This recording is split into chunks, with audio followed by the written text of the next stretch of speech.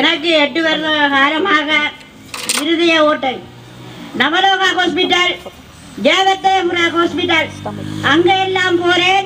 5.5 லட்சம் ரூபாய் உனக்கு வேண்டும், இதை ஆபரேஷன் செய்ய வேண்டும் என்று சொன்னார்கள். செய்தியா போயே வந்தேன். காணி இழந்தேன், பொருள் இழந்தேன்.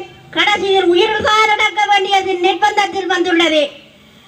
ஆண்டவராகிய இயேசு கிறிஸ்து எனது தோழியை எனது வீட்டுக்கு அழைத்து சென்றார்.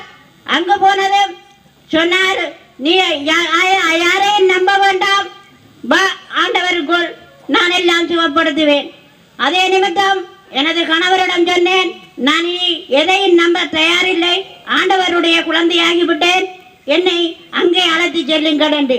ஒரு நாள் தான் வந்தேன். அடுத்த நாள் எனக்கு நடக்கக்கூடிய அளவுக்கு வந்தது. நான் பிறகு சொன்னேன், இனி ஆஸ்பத்திரி என்ற இடத்துக்கே நான் போக மாட்டேன். இப்போது நான் இருக்க வந்து 6 மாதம் ஆகிறது.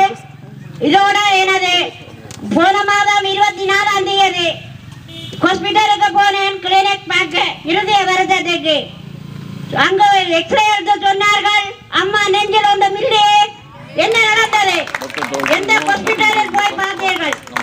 நான் சொன்னேன், நான் இதுவரைக்கும் போய் வந்த ஹாஸ்பிட்டல் நவலோகா ஹாஸ்பிட்டல். அங்கே போய் இவர்கள் சொன்னார்கள், இனி இதுக்கு மருந்து இல்லை, ஆபரேஷன் தான் என்று.